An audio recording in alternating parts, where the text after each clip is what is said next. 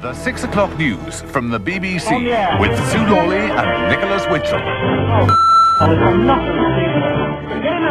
6 o'clock. In the House of Lords, a vote is taking place now on a challenge to the poll tax. Tory rebels have said that the tax... Protesting about rights for lesbian and gay people.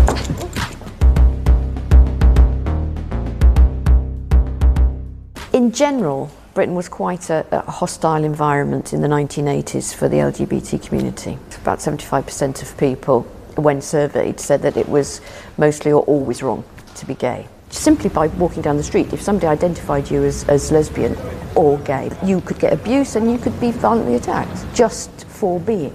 I obviously don't want children taught that the gay and lesbian lifestyle is natural or normal. It is not, it never has been, and it never will be.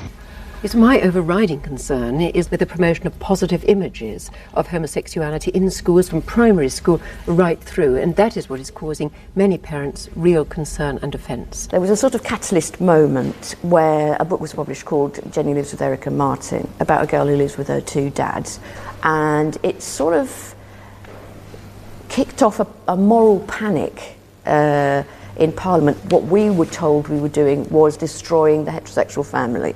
So that lobby grew to get this clause enacted.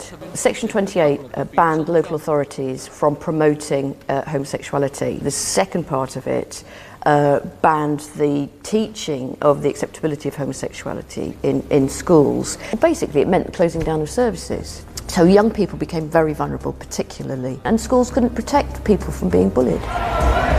All kinds of groups all over the country began to protest. Actor Ian McKellen was at the head of a procession which stretched nearly 2 miles.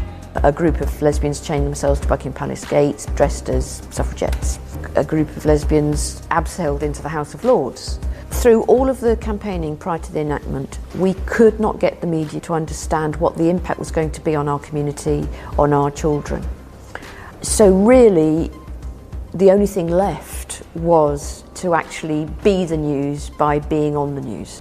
We met outside Television Centre.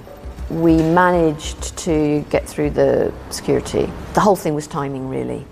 And as soon as the lights changed, we barged into the studio. The whole place went mad. I got smacked to the ground by don't know how many people. One of our number managed to handcuff herself to a camera, and the other one got behind the news desk, where she was quite violently subdued by Nicholas Whittle, who's since apologised. Sue Lawley carried on trying to read the news. And I do apologise if you're hearing quite a lot of noise in this studio at the moment. I'm afraid that we have rather been invaded.